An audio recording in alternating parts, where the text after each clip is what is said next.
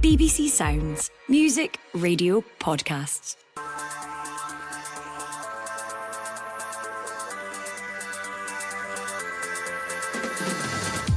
Hello, I'm Phil Goodlad and this is the Scottish Football Podcast. The news, the views, the analysis, everything you need from our beautiful game. Although on Thursday the 28th of August, it doesn't seem that beautiful for Rangers fans. It's worked back to Solis, he's in behind! There's the sixth! Club Bruges 6, Rangers 0. Russell Martin under increased fire as his side are humbled again. Tonight it's the turn of David Gray and Jimmy Tilleen to try and navigate their way to continental progression. They fully deserve to still be in this tie, and I think that's the positives we take from it, the learnings we get from it, knowing that there's areas we can improve, and we still very much need to improve to make sure we give ourselves the best chance to get into the next round. Hibs in Poland face Legia Warsaw, trailing 2-1 in aggregate in the Conference League playoff. The Dons are in Bucharest. They're 2-2 with FCSB in the Europa League playoff. Of course, we have learned from that game and hope we can do better tomorrow. Both teams know what's on the line. Both teams have to win. The Scottish Football Podcast from BBC Sport Scotland. So, good morning and welcome to us all. We do have a running list of things to get through because it's a really busy time in Scottish football, but obviously the main headline and the elephant in the room is that defeat for Rangers men, and now the effects of that defeat and the anger that appears to be emanating from Rangers fans towards Russell Martin as his time in charge of the club, his short time so far in charge of the club, being questioned by many of their own supporters this morning. I'm joined by Mark Atkinson, the sports editor at The Scotsman, and by Hibs women's coach Joelle Murray. Both morning to you. Joelle, it seems almost a lack of respect to have you on this morning to look back on your club's game last night in Europe. But I think you'll understand that we obviously need to start with Rangers because all the back pages, all the headlines, all the press conference last night about whether Russell Martin can survive such a mauling last night. What's your take on what we are seeing from Rangers right now? Yeah, I think for me, Phil, it's frightening. It's worrying for everyone involved at Rangers, for all the supporters.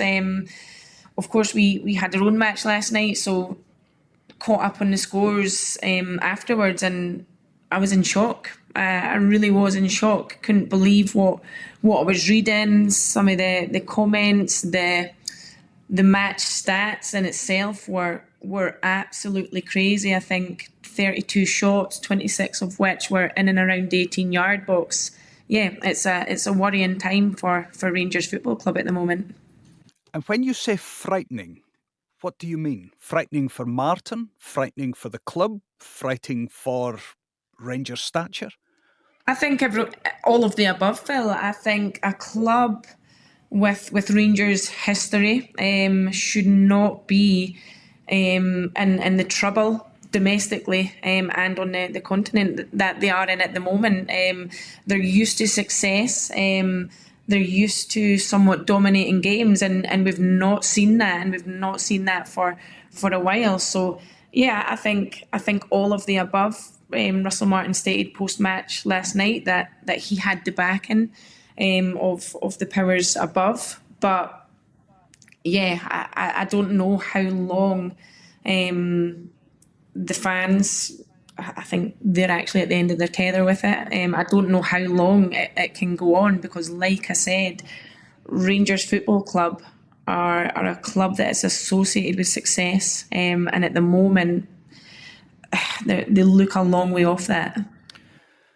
Mark, you're an old hand at reading the tea leaves when it comes to Scottish football. From your position as editor of The Scotsman, do you think Russell Martin survives as Rangers boss? I think he may well survive in the very short term because he spoke of a man that feels he's got unwavering backing from those above, and I don't think he would have come out so powerfully if he didn't have some sort of assurance. But whether he's got the backing of Patrick Stewart, the CEO, whether he's got Kevin Thelwell's backing, the sporting director, or even the 49 Enterprises and chairman Andrew Kavanagh, the fan base have gone. There are so few fans left who can see a future under Russell Martin. And I think if he does get to the weekend against Celtic, that game, if he was to lose that game, I find his position pretty much untenable. You could argue it is at this stage. What we're seeing from Rangers right now on the pitch is a team that just looks ill-equipped, not just play Champions League football, but to even play Premiership football. They haven't won their first 3 league matches against, with respect to Motherwell, Dundee, and teams of that ilk, teams they should be beating. There's just teams that they haven't performed well enough against that you would expect a club of Rangers stature to get victories against. He's in such a precarious position. The whole club is in a precarious position.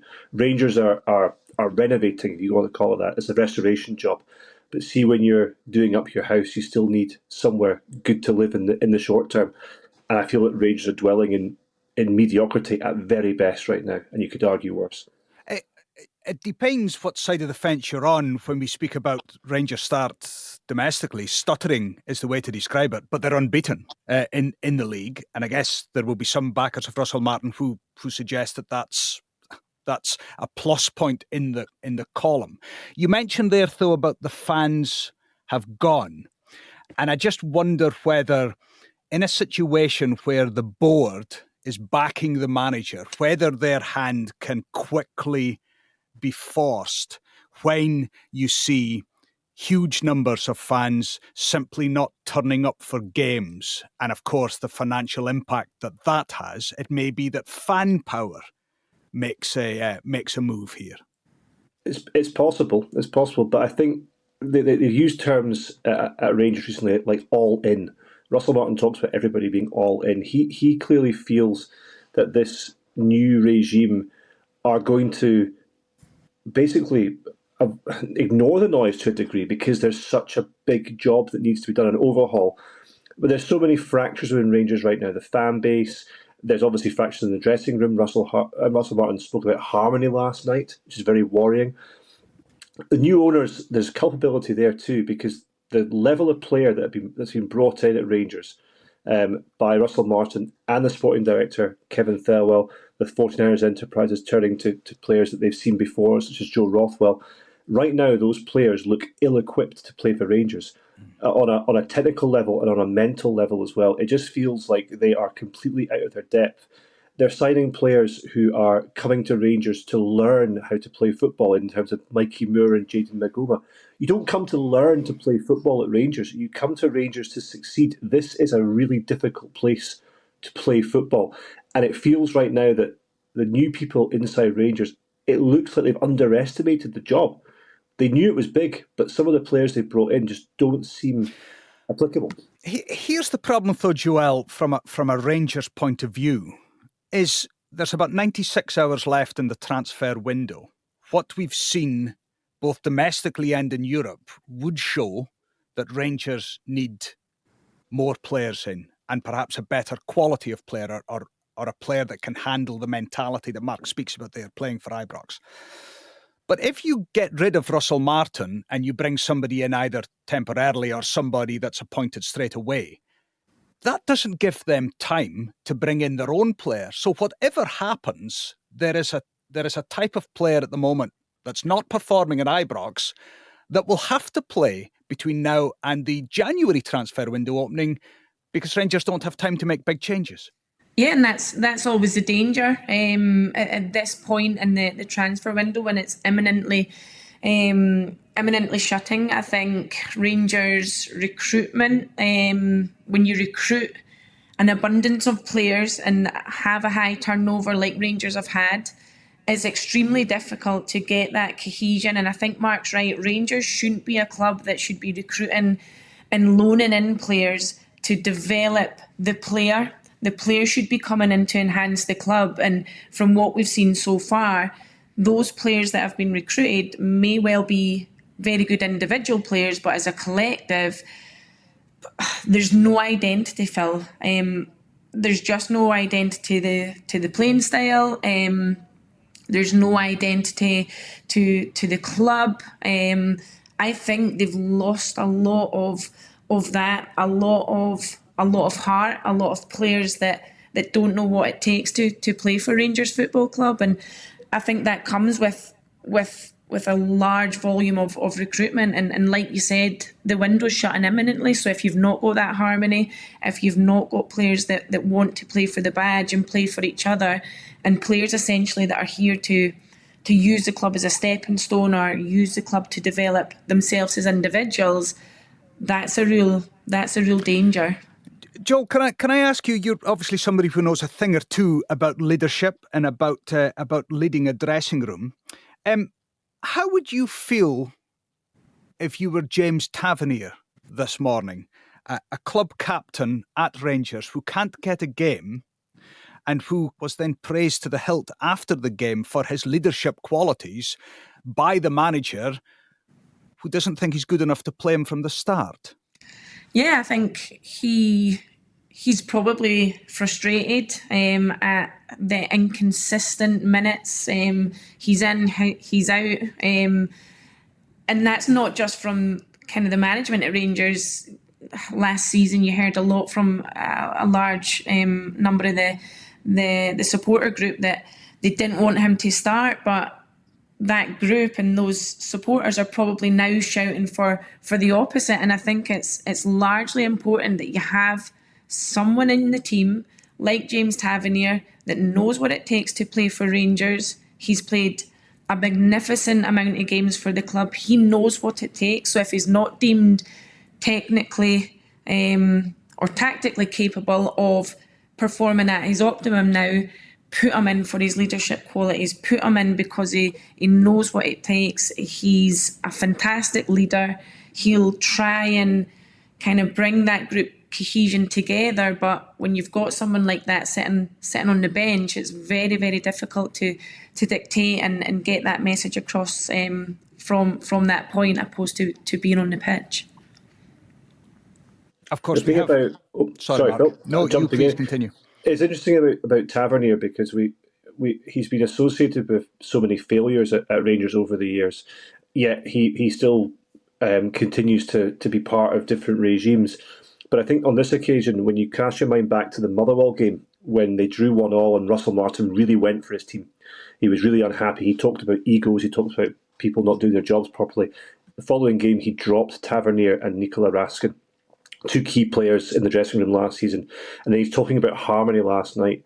I think it's pretty obvious now that there's a schism in this dressing room at Rangers, that there are players that are unsure of their future. There are players that are unsure of the way the manager wants to take the team. There's players that potentially just don't want to be there anymore and want out. And that's where I have a little bit of sympathy for Russell Martin. I don't think he's helped himself at all, but he is trying to probably mesh together almost a broken dressing room now. There's remnants of different regimes there. There's players that have tried to play in different systems, and there's players that probably just can't do what Russell Martin's asking them to do. So it's an almighty mess. And I think even with decent leaders such as Tavernier, it's hard to break through that. And with so little time left in this transfer window, how on earth do you fix that? It's an almost impossible situation this club finds itself in now. And you're speaking about Russell Martin trying to mesh players from different regimes. Of course, he's head coach in name, so it's not like an old-fashioned manager that goes out and buys the players and brings them in. We don't know whether these are Russell Martin players or whether it is players bought by Rangers for their head coach to manage. Last word to you both on this, and quickly, please. Does Russell Martin survive? Joel? I think for me, quickly, he needs to. I think he spoke about needing time. I think you give him that, because if not, you're bringing in somebody else to work with the players he's recruited because of the imminent transfer window closure. So I think he does. Mark? Short term, yes. Long term, really uncertain. We'll leave it there from a Rangers point of view. I should just say, and there are going to be people listening to this saying, come on, Phil, there's so much on Rangers that you speak about so often on these podcasts and across BBC Scotland, and we've had Celtic the other night as well. Let's focus on the other clubs. And we will get to that. I think that this morning just feels different because of what happened last night, and because of the focus on Russell Martin, who's just in the door really at Ibrox, the focus on his future. So that's why I wanted to start there and go deep into it this morning. Mark, Aberdeen Hibs tonight in men's qualifying. Do either go through? I'm not sure that either will get through. I say that through gritted teeth because we're desperate to see progression from Scottish teams, but let's be honest, they both have difficult ties. I think Aberdeen obviously are in a better position. They take a 2-2 draw to Bucharest to play FCSB in the Europa League, and they also have the parachute of Conference League if they don't get through. But while FCSB looked a little bit rattled in the first leg of Pittodrie, remember they were down to 10 men, and they had generated a lead before Aberdeen came back. My worry for the Dons is that I'm not sure they're defensively robust enough to keep FCSB out on their own patch. And remember, this team, they got to the knockout stages of the Europa League last year. They are a good side. So I think it'll be a challenging night. But I do think Aberdeen have got the attacking minerals to make an impact there. It's just whether they can actually defend really, really well. I've not seen enough from Jimmy Tillian's team in that regard. And Hibs, it's just the fact that they're going in a goal down, 2-1 from the first leg. I think Legia Warsaw are not as good as Midtjylland, who obviously knocked them out of the Europa League. They are better than Partizan Belgrade in that they've got real experience. They're quarter-finalists from the Conference League last season. They know how to manage a European game of football. And I think it's going to be a difficult assignment for Hibs. It's a tough place to go. They're passionate over in Warsaw. It's going to be a really intimidating atmosphere. I think Hibs are better constructed than Aberdeen, funnily enough, to deal with such an event because of the way they play, because of the way they're set up. They're so well organised under David Gray. I just think it could be a step too far, and I really hope I'm wrong. I'd love to come on here and say that they're both going to get through, but I think ultimately we've got two teams facing a really challenging set of matches this evening. I'll tell you what, if you were an alien and you flew down from Mars and you landed in Scotland and you were like, what is this game that people run around a bag of wind about? You'd look at Celtic and Rangers in the men's game, you'd look at Glasgow City and Hibs last night in the women's qualifying, and you'd think, God blimey, really? Is this what tens of thousands of people every weekend gets up to? And then, of course, you look at Aberdeen and Hibs tonight. Joel, from a player's point of view, does Hibs' experience in Europe this season, this would be their 6th game in qualifying, does that count for more than the parity that Aberdeen have going into their second leg? Or would you far rather be level going into tonight's game than Hibs find themselves trailing to go to Warsaw? Yeah, I think obviously we would have liked to have that kind of level playing field going into the game against Legia tonight, but I think there's a lot of football still to be played. It's cliche, but it's only half time in the tie, and I think we showed in spells last week at Easter Road that we can really, really put Legia on the back foot. There's a lot of frailties there, but equally so, they are a very good team, a team who are experienced in European football. So, yeah, I think for me, there was a lot from last week's game at Easter Road. We've got Jamie McGrath coming back, who obviously came onto the pitch. We've got strength and depth in the squad. Now players coming off the bench aren't diluting the quality. So, yeah, of course, we would have liked to have been on a level playing field, but I think there's still hope and belief around the club. David Gray speaks about the togetherness within the group, and that's evident to see. So I think we draw up on the Belgrade away game, Midtjylland away game where we performed well, didn't quite get what we wanted. But yeah, I think there's a lot there to take tonight that will give the team belief that can really turn the tie on its head.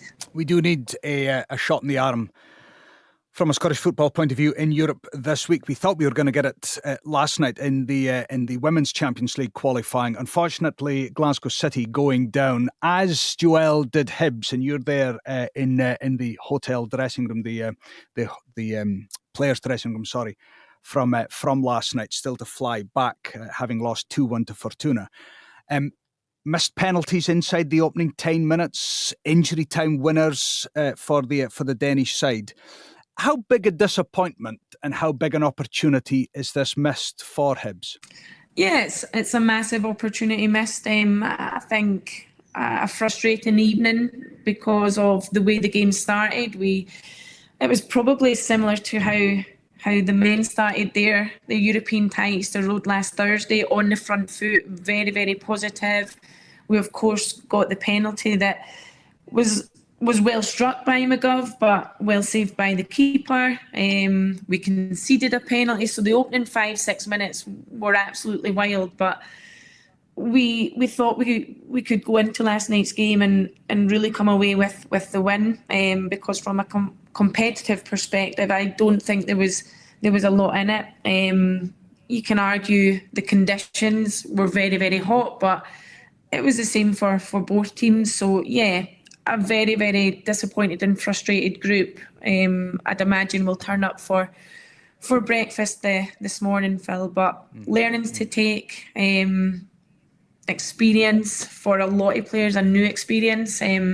So yeah, I think trying to take the positives, but again, a frustrating night for Scottish football. And thankfully, because of the new Europa Cup that the UEFA's introduced, that there's a safety net, so you can't progress in Champions League qualifying, but you can progress into qualifying for the new cup. So the European adventure is still there for you. Yeah, it absolutely is. We're out of the Champions League itself, of course, but we play again on Saturday against Apollon for that kind of Conference Cup place that will be held across a home and away leg. So the new format allows us to have hope and belief that we can continue our European journey. So as I say, we can't dwell on last night too much. We take the learnings, we rest, recover, and we go again on Saturday to hopefully come back to Edinburgh still in some form of European competition. Listen, I'd like to apologise because normally on a Scottish Football Daily podcast there's something to smile about and raise our hopes. I mean, it's only Grimsby Town fans that seems to be smiling this morning. Mark, just finally, last word to you. It's been horrendous so far this week in Europe for our sides, and it's only Thursday. We've got another 2 games tonight. You've confidently predicted that both teams will come a cropper tonight, as the 4 have done early in the week. Is there anything to smile about for our beautiful game this morning? Yeah. If well, look, one of them could get through tonight, and that would be fantastic. It would give us all a shot in the arm. But remember, regardless of what happens tonight, we still have 3 teams in Europe, and they could all be in the Europa League. And I think that even though it feels dark right now, you could actually argue that all 3 in the competitions they end up in could have really strong seasons in Europe. I can see Celtic and Rangers still making an impact in the Europa League, and I still think Aberdeen have got a chance of doing something in at least the Conference League. It's not all doom and gloom. We can still get some coefficient points, put it that way. Coefficient. Yeah, it was so doom and gloom I wasn't going to speak about the coefficient, quite honestly. But there you are. Word. You've done it. Listen, we'll leave it there. Joelle, what's on the hotel breakfast menu this morning for you to put a smile on your face? Well, a bit of everything, Phil. We're in an all-inclusive Cypriot hotel in Limassol, so very nice. It's an all-you-can-eat. Good. Well, a croissant or 2 for you after last night. Listen, Joelle Murray, Hibs coach, Mark Atkinson, the Scotsman sports editor. Thank you for joining us this morning. Listen, I'm sorry. Again, we try and sort of almost breeze through these podcasts and look on the brighter side of life, as the famous old song once went. Not too much to smile about this morning, but we continue, and hopefully in the men's game, Aberdeen and Hibs will offer us brighter things tonight. You can watch the Aberdeen game live on the BBC Scotland channel. You can listen to the Hibs game live on BBC Radio Scotland. You can keep up with both games at both channels for that. Remember, the Scottish Football Daily podcast, back bright and early for you every weekday morning. Go to BBC Sounds and listen to it the old-fashioned way. Click on your notifications and you'll get it dropped in your box. Look out too for a special Sacked in the Morning this week. Stilian Petrov joining Craig Levine and Amy Irons. Quite interesting learnings from him as to how he learned English when he arrived at Parkhead. I'll say no more. I'll let you discover that for yourself. I'm Phil Goodlad. Enjoy our beautiful game if you can, and we'll speak again soon. For everything you need to know about your team this season, download the BBC Sport app. All the latest news, goal updates, stats and scores, and insight and analysis. Just select your club to get the biggest stories and best content at your fingertips. What a result. Download the BBC Sport app for everything you need to know about your team this season.